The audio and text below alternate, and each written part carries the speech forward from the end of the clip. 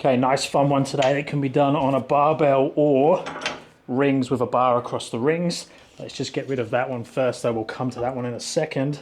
So on this, inverted deadlift. So underneath the bar, now if you have more clearance, you could have a higher bar and actually be floating off. The floating off one is a little bit harder. So toes to bar first. Now when you go up into this position, you'll probably swing a little bit. So just find a point where you don't swing so much. You just need to be underneath the bar correctly. So there, and then I'm gonna open the hip up all the way, hold, and then slowly come back down again. Now that's quite challenging. If it's too hard, you could just do the eccentric. So get up first into that position, open the hip, and then slowly come down. So that's the inverted deadlift. The pullover just goes over the bar. You just need to make sure you get your hips right over the top. If not, you're gonna get stuck. So start same position. So here, slide up the bar. Now pull, try and get the hip on top and over. There's the pullover to support position. Then slow eccentric, get yourself comfortable. Try not to use too much momentum into that position. Slide down through a slow eccentric all the way down. Exactly the same, but on the rings is you use a bar of some sort. Now make sure it's nice and strong, and you can put it across the rings like so. I actually prefer to use the straps.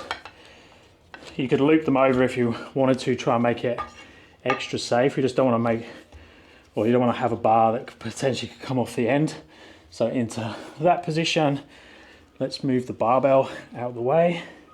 So then we have exactly the same setup as the other bar on the rack.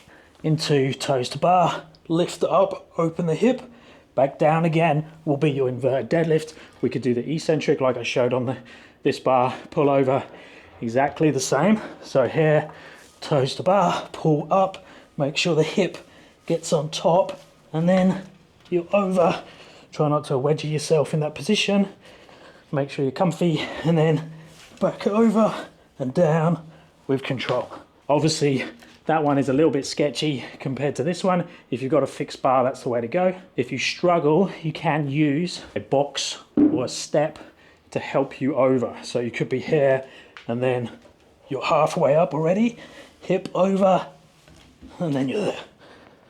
Or another option is to do eccentrics only. You just have to work out how you get above the bar to start with in that support position.